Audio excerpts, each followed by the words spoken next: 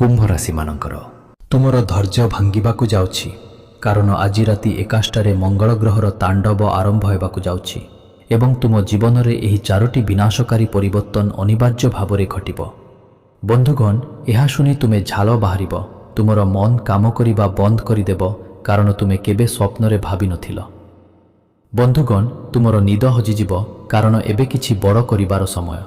तुमे मंगल ग्रहर समर्थन पाइबाकु जाउछ एवं तुम जीवन में किछि घटना घटिबाकु जाउछि जहा तुमर शत्रुमानकु मध्य तुमर पाद चाटिबाकु बाध्य करिब। तुमर 7 जन्मर दारिद्र्य शेष हेबाकु जाउछि। बंधुगण जेतेबेले मंगल सेनापति जने व्यक्तिंक उपरे प्रसन्न हुअंती सेही व्यक्ति राताराति धनी होई जाआंती। से एते धन सुख एवं शांति लाभ करती जे से आगामी 7 पीढ़ी पाई केबे अभाव अनुभव करिबे नाही। से निष्क्रिय बसी धन उपभोग करती तथापि ताकु केबे टंकार अभाव हुए नाही। आउ एबे मंगल तुम उपरे कृपा देखाउछि एही राशि। तेबे कौन परिवर्तन हेबो एवं तुमको कौन सतर्कता अवलंबन करिबाकु पड़िबो? कारण जेतेबेले मंगल चतुर्थ घरे थाए यह खुशी आनी थाए किंतु अनेक चैलेंज मध्य आनी थाए। कारण केतु तुमर सप्तम घरे शुक्रंक सहित बसी थाए। तेनु तुम पाई सतर्क रहिबा बहुत गुरुत्वपूर्ण। जदि तुमे सतर्क न रुह तेबे निकटतर लक्ष्मी तुम उपरे क्रोधित होई पारंती। गत किछि वर्ष मध्यरे तुमे तुमर जीवन रे अनेक जिनिष हराइछ। केतेक संपर्क हराइचंती, केतेक टंका संपत्ति घर हराइचंती, केतेक रक्त संपर्क हराइचंती, आशा हराइचंती। किंतु एबे समय आसीछि बंधुगण, तुमे जहा हराइछ ताहा सुध सहित फेरी पाइब। गत किछि वर्ष धरी तुमे केवल धैर्य धरिछ। बंधुगण तुमे धैर्य धरिछ, आशा करिछ जे परमेश्वर तुमर कथा शुणिबे। न्यायर देवता शनि मोर कठिन परिश्रम पाई मते पुरस्कार देबे। किंतु तुमर धैर्य मोर धैर्य सबुबेले भांगी पड़ुथिला। बंधुगण एबे एही धैर्यर बंध भांगिबाकु जाउछि एवं तुमे तुमर धैर्यर फल पाइबाकु जाउछ। बंधुगण तुमे जेते समय अपेक्षा करिथिलो तुमे अपेक्षा करिछ। एबे किछि हासिल करिबार समय आसीछि। बंधुगण जेउ माने एही वीडियो को आरंभरू शेष पर्यंत देखुछंती मंगल ग्रह सेमानंकु अनेक महान आशीर्वाद प्रदान करिबाकु जाउछि। सेमाने सबु किछि धन एवं समृद्धि पाइबे।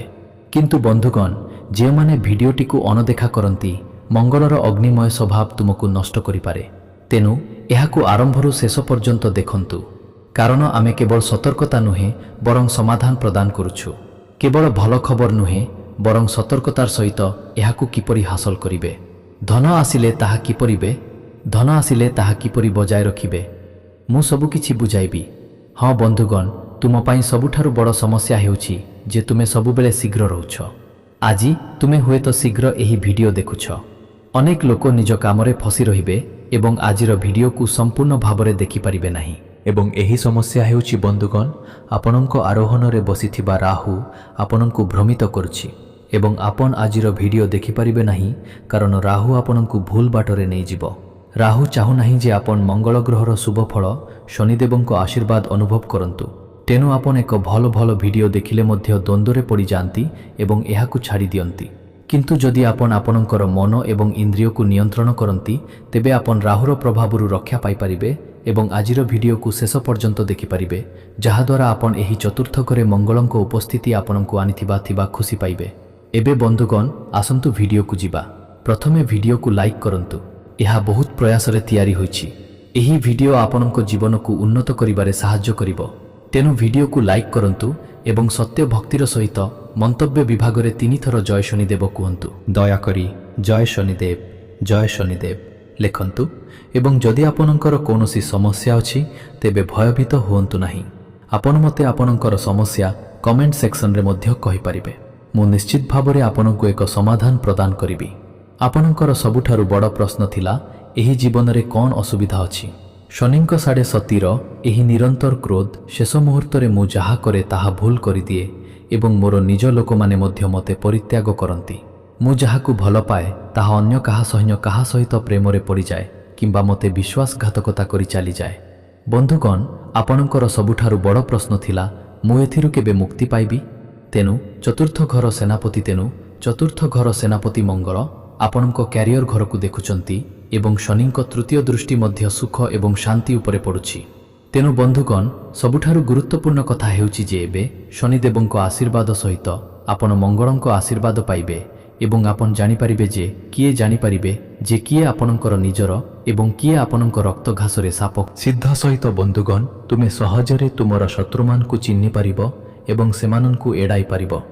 ତେଣୁ ଏହା ତୁମ ପାଇଁ ସର୍ବୋତ୍ତମ ଜିନିଷ। ପରବର୍ତ୍ତୀ କଥା ବନ୍ଧୁଗଣ, ତୁମେ ଅତୀତରେ ବହୁତ କିଛି ହରାଇଛ। ସୂର୍ଯ୍ୟ ସହିତ ବୁଧ ଗ୍ରହର ପଛକୁ ଗତିର ଅର୍ଥ ହେଉଛି ତୁମେ ଯାହା ହରାଇଛ ତାହା ସମ୍ପର୍କ ହେଉ କିମ୍ବା ଟଙ୍କା, ତୁମେ ଆହୁରି ଭଲ କିଛି ପାଇବାକୁ ଯାଉଛ।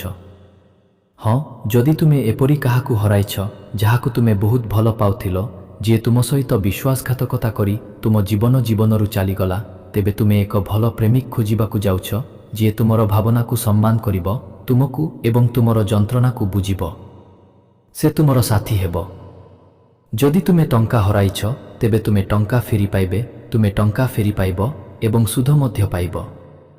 ଯଦି ତୁମେ ସମ୍ପତ୍ତି ହରାଇଛ, ତେବେ ତୁମେ ଏକ ଆହୁରି ବଡ଼ ସମ୍ପତ୍ତି ପାଇବ। ତେଣୁ ସାମଗ୍ରିକ ଭାବରେ ତୁମେ ଯାହା ହରାଇଛ ତାହାଠାରୁ ଭଲ କିଛି ପାଇବ। ତେଣୁ ତୁମେ ଏବେ ପ୍ରସ୍ତୁତ ହେବା ଉଚିତ। ମୁଁ ଭିଡ଼ିଓରେ ସମାଧାନ ବୁଝାଇବି, ତେଣୁ ଏହାକୁ ଶେଷ ପର୍ଯ୍ୟନ୍ତ ଦେଖିବା ବହୁତ ଗୁରୁତ୍ୱପୂର୍ଣ୍ଣ। ପରବର୍ତ୍ତୀ ବିନ୍ଦୁକୁ ଧ୍ୟାନର ସହିତ ଶୁଣନ୍ତୁ। ଶନିଦେବଙ୍କ ସାଡ଼େ ସତୀର ଶେଷ ପର୍ଯ୍ୟାୟ ଚାଲିଛି। ଏହି ସାଡ଼େ ସତୀ ବହୁତ କିଛି ଛାଡ଼ି ଯାଉଛି, ଯେଉଁଥିରେ ବନ୍ଧୁ ଏବଂ ଅନ୍ୟାନ୍ୟ ଅନେକ ଜିନିଷ ଅନ୍ତର୍ଭୁକ୍ତ। ତେଣୁ ଆପଣଙ୍କୁ କିଛି ଜିନିଷ ଛାଡ଼ିବାକୁ ପଡ଼ିପାରେ। ଉଦାହରଣ ସ୍ୱରୂପ, କିଛି ସ୍ୱାର୍ଥପର ସମ୍ପର୍କ ଆପଣଙ୍କଠାରୁ ଛଡ଼ାଇ ନିଆଯାଇପାରେ। ଆପଣ ଅନୁଭବ କରିପାରନ୍ତି ଯେ କିଛି ବିଶେଷ ସମ୍ପର୍କ ଆପଣଙ୍କଠାରୁ ଖସି ଯାଉଛି, ସେଗୁଡ଼ିକ ବନ୍ଧୁ ହେଉ କିମ୍ବା ରକ୍ତ ସମ୍ପର୍କ ମଧ୍ୟ। କିନ୍ତୁ ଏହା ଶନିଦେବଙ୍କ ଭାଗ୍ୟ।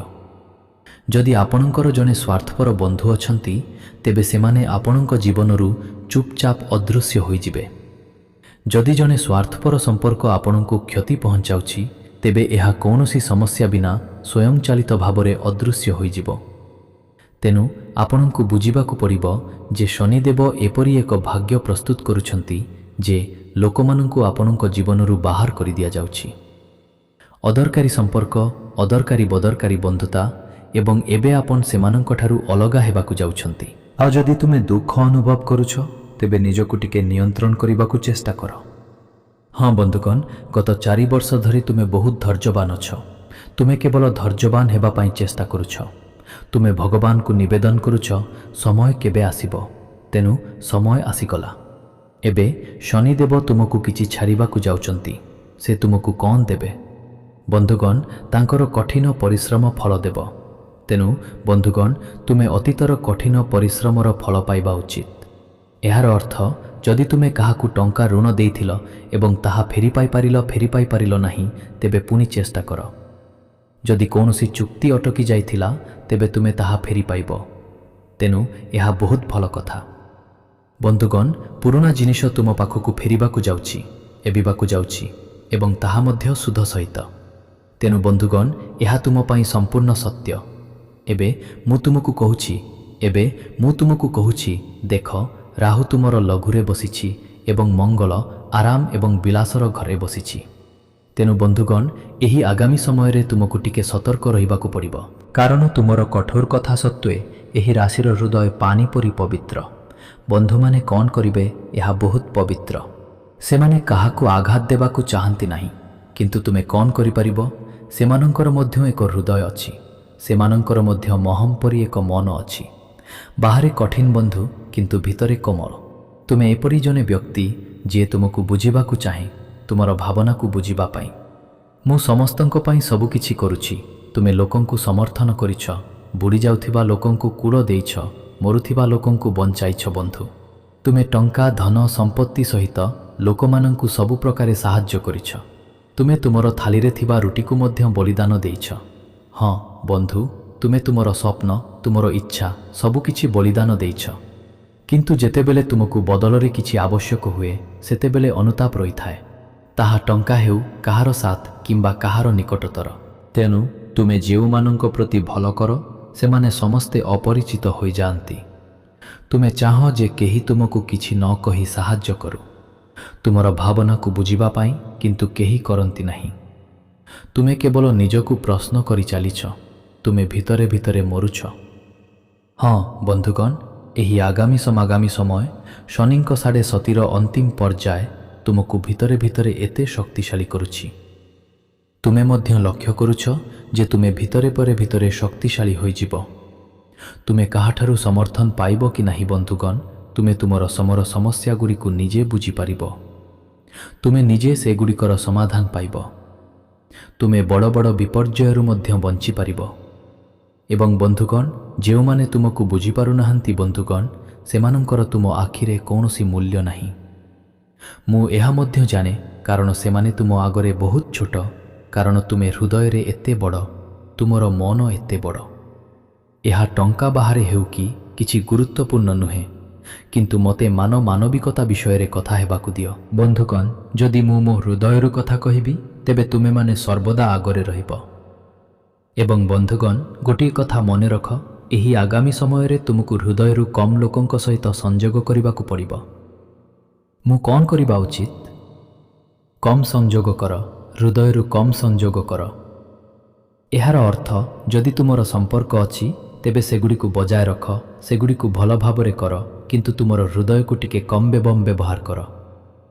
ଏବେ ତୁମକୁ ତୁମର ମସ୍ତିଷ୍କକୁ ଟିକେ ବ୍ୟବହାର କରିବା ଆରମ୍ଭ କରିବାକୁ ପଡ଼ିବ, କାରଣ ତୁମେ ସାରା ଜୀବନ ତୁମର ହୃଦୟ ସହିତ କାମ କରିଛ।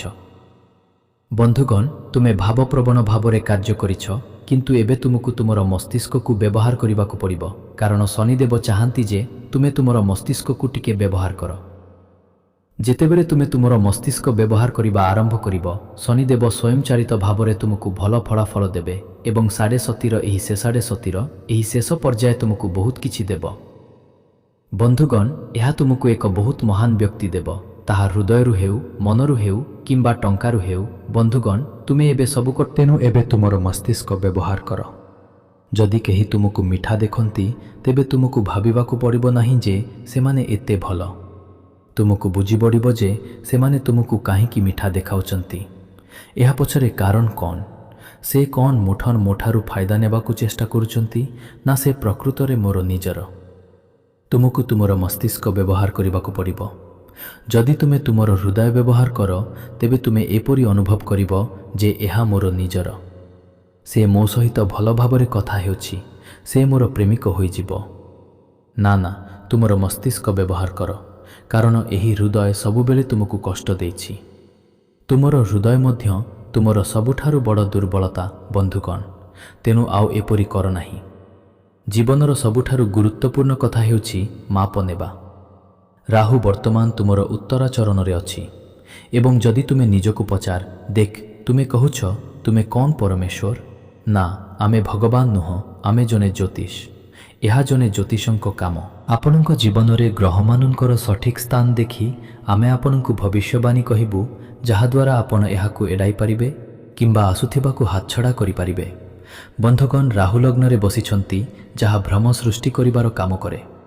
ଯଦି ଆମେ ପ୍ରତିଦିନ ପାପପୂର୍ଣ୍ଣ ଗ୍ରହମାନଙ୍କ ପାଇଁ କିଛି ପ୍ରତିକାର କରୁ, ତେବେ ସେହି ପାପପୂର୍ଣ୍ଣ ଗ୍ରହଗୁଡ଼ିକ ମଧ୍ୟ ଆମକୁ ଶୁଭ ଫଳ ପ୍ରଦାନ କରନ୍ତି। ତେଣୁ ରାହୁ କେବଳ ଅଶୁଭ ପ୍ରଭାବ ଦେବା ଆବଶ୍ୟକ ନୁହେଁ। ଯଦି ରାହୁର ପ୍ରତିକାର ପ୍ରତିଦିନ କରାଯାଏ, ତେବେ ରାହୁ ଆମ ଉପରେ ଏତେ ସକାରାତ୍ମକ ପ୍ରଭାବ ପକାଇଥାଏ, ଏହା ଆମ ପାଇଁ ଏତେ ପ୍ରଭାବଶାଳୀ ଯେ ଜଣେ ବ୍ୟକ୍ତି ରାତାରାତି ଧନୀ ହୋଇପାରିବେ। ଯଦି ଜଣେ ବ୍ୟକ୍ତି ଆମକୁ ପରୀକ୍ଷା କରୁଥିବା ଶନିଙ୍କୁ ଖୁସି କରନ୍ତି, ତେବେ ବନ୍ଧୁଗଣ, ତାଙ୍କର କଠିନ ପରିଶ୍ରମ ଅନେକ ଗୁଣଫଳ ଦେଇପାରେ। କୌଣସି ଶତ୍ରୁ ତାଙ୍କୁ ଗୋଟିଏ କେଶ ମଧ୍ୟ କ୍ଷତି କରିପାରିବ ନାହିଁ। ଯଦି ଜଣେ ବ୍ୟକ୍ତି ପ୍ରତିଦିନ ବୃହସ୍ପତିଙ୍କ ପାଇଁ କିଛି ପ୍ରତିକାର କରନ୍ତି, ତେବେ ବନ୍ଧୁଗଣ, ବୃହସ୍ପତି ତାଙ୍କୁ କେବେ ବି ଝୁଣ୍ଟିବାକୁ ଦିଅନ୍ତି ନାହିଁ। ଯଦି ତୁମେ ଶୁକ୍ରଙ୍କ ପ୍ରଭାବ ଅନୁସାରେ କାର୍ଯ୍ୟ କର, ଯଦି ତୁମେ ଶୁକ୍ରଙ୍କୁ ସନ୍ତୁଷ୍ଟ କର, ତେବେ ତୁମର ଭାଗ୍ୟ କେବେ ତୁମକୁ କନ୍ଦାଇବ ନାହିଁ। ତୁମେ ଯାହା କର ତାହା ତୁରନ୍ତ ସଫଳ ହେବ। ଖରାପ ଗ୍ରହ ମଧ୍ୟ ଶୁଭ ଫଳ ପ୍ରଦାନ କରିବ। ତୁମକୁ କ'ଣ କରିବାକୁ ପଡ଼ିବ? ତୁମକୁ ଜ୍ୟୋତିଷ ଶାସ୍ତ୍ରକୁ ବୁଝିବାକୁ ପଡ଼ିବ ତୁମର ଗ୍ରହ। ବନ୍ଧୁଗଣ, ଯଦି ତୁମେ କୌଣସି ଭିଡ଼ିଓ ଦେଖ, ଯଦି ତାହା ଜଣେ ଭଲ ଜ୍ୟୋତିଷ, ତେବେ ସେମାନେ କ'ଣ କହୁଛନ୍ତି ତାହା ବୁଝିବାକୁ ଚେଷ୍ଟା କର। ତୁମର ଦୁଃଖରେ ଏତେ ହଜିଯାଅ ନାହିଁ, ତୁମକୁ ବୁଝିବାକୁ ପଡ଼ିବ। ତୁମକୁ ତୁମର ମସ୍ତିଷ୍କ ବ୍ୟବହାର କରିବାକୁ ପଡ଼ିବ।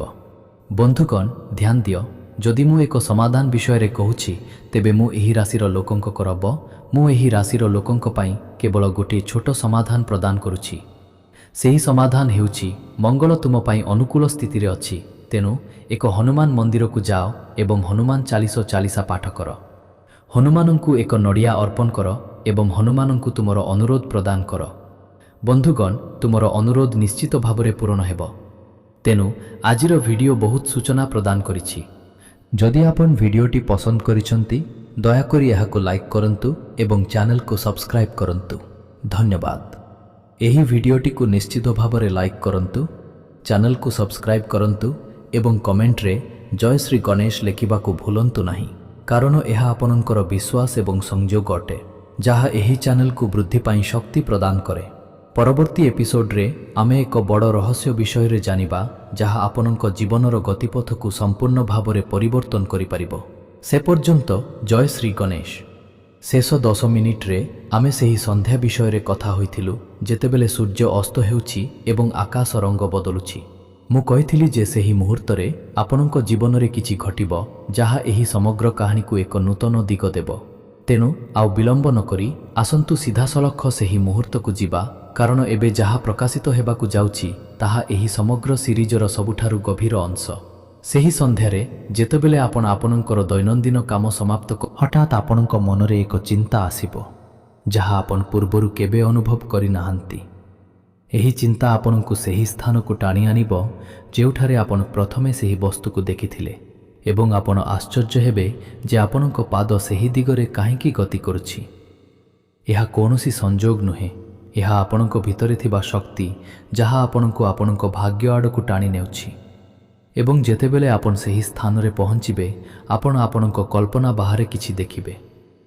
ମୁଁ ଆପଣଙ୍କୁ ଏଠାରେ ଅଟକାଇବାକୁ ଚାହୁଁଛି, କାରଣ ମୁଁ ଆଗକୁ ବଢ଼ିବା ପୂର୍ବରୁ ଆପଣଙ୍କୁ ଗୋଟିଏ ଗୋଟିଏ କଥା ବୁଝିବାକୁ ପଡ଼ିବ। ଆପଣ ଯେଉଁ ଦୃଶ୍ୟର ସମ୍ମୁଖୀନ ହେବେ, ତାହା କେବଳ ଏକ ସଂଯୋଗ ନୁହେଁ, ବରଂ ଏକ ଅତୀତର ନିଷ୍ପତ୍ତିର ସିଧାସଳଖ ଫଳାଫଳ। ଏବଂ ଏହା ହେଉଛି ସେହି ସଂଯୋଗ, ଯାହା ଏହି ସମଗ୍ର କାହାଣୀକୁ ଆପଣଙ୍କ ଜୀବନର ଏକ ମହାନ ସତ୍ୟ ସହିତ ସଂଯୋଗ କରେ। ଯଦି ଆପଣ ଏପର୍ଯ୍ୟନ୍ତ ଏହି ଧାରାବାହିକ ସହିତ ଜଡ଼ିତ ଅଛନ୍ତି, ତେବେ ପୁଣି ଥରେ ମନ୍ତବ୍ୟରେ ଜୟ ଶ୍ରୀ ଗଣେଶ ଲେଖନ୍ତୁ, କାରଣ ଯେଉଁମାନେ ନିରନ୍ତର ଭାବରେ ଭକ୍ତିର ସହିତ ଏହି ଯାତ୍ରାରେ ନିୟୋଜିତ ହୋଇଛନ୍ତି,